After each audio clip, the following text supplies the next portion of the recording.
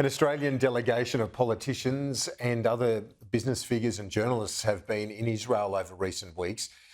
At the moment, a number of parliamentarians are there, including the National Senate leader Bridget McKenzie, who, among others, is calling for the Prime Minister to head to Israel. I caught up with Senator McKenzie from Jerusalem earlier in the day.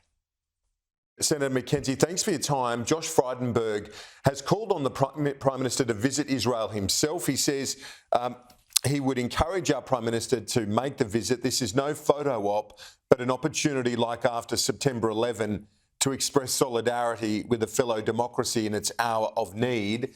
What's your view on that? Would it be just a picture opportunity should the Prime Minister visit? Well, it shouldn't be a photo opportunity, Kieran.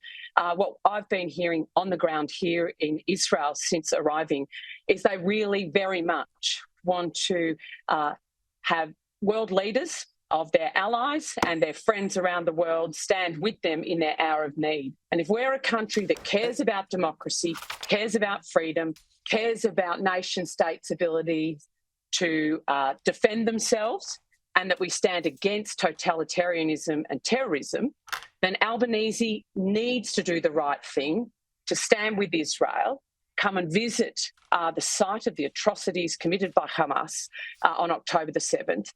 There is a lot of pressure in relation to the civilian death toll, and particularly calls for a ceasefire, really intense calls right now for some sort of ceasefire during the period of Ramadan. But from Prime Minister Netanyahu's comments, this is what he said in the last day or so.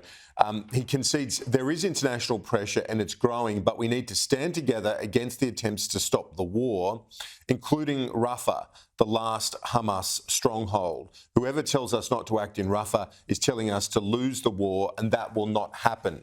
So the Israeli authorities are going to push ahead. What are you picking up on the ground as to how long this would take? Well, we've been speaking with senior officials whilst we've been here about precisely that point, Kieran. There are still 134 Israeli hostages in Gaza, and they've been there for over 150 days. And that's galvanised the Israeli society from all political spectrums to achieve that outcome, to get those hostages home and to end Hamas's control of Gaza for the safety of Israel and, in the end, of the Palestinian people themselves. Is there a view in Israel worried about the country's legitimacy in the eyes of the international community, given the concern, given the pressure over the impact on civilians in Gaza? Well, I think the Israelis live with this threat each and every day in a way that we in the West cannot imagine. Just today, my colleagues and I were close to the Lebanese border where, a couple of hours earlier, 35 rockets had been fired over the border from Hezbollah into Israel.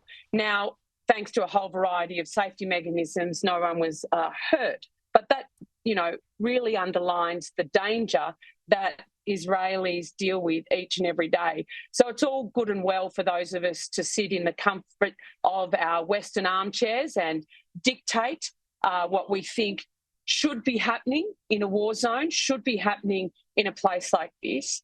And I think it's wrong. I think, this country deserves the right to defend itself.